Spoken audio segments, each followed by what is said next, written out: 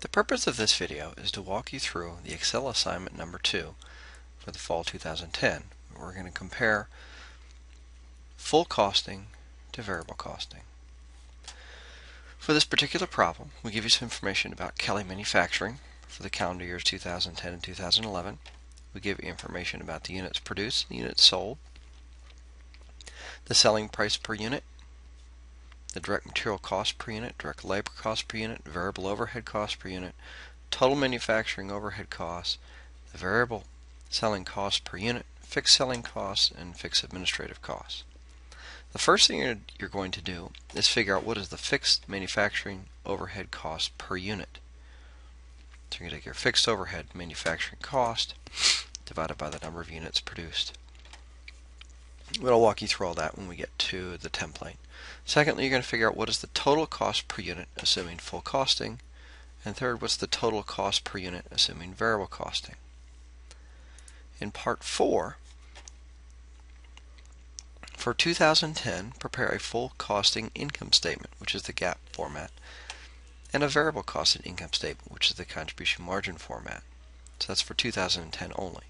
Determine when the units produced and determine when units produced and sold are the same as they are in 2010. You see 3,000, 3,000. What's the difference in net income between the two costing methods? For 2011, part number 5, you're going to do the same thing. For 2011, of course, you'll see that the number produced and the number of units sold is different.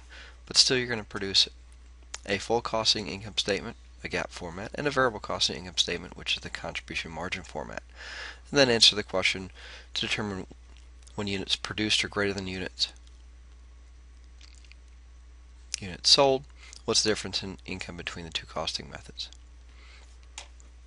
In part 6, determine the number of units in ending inventory.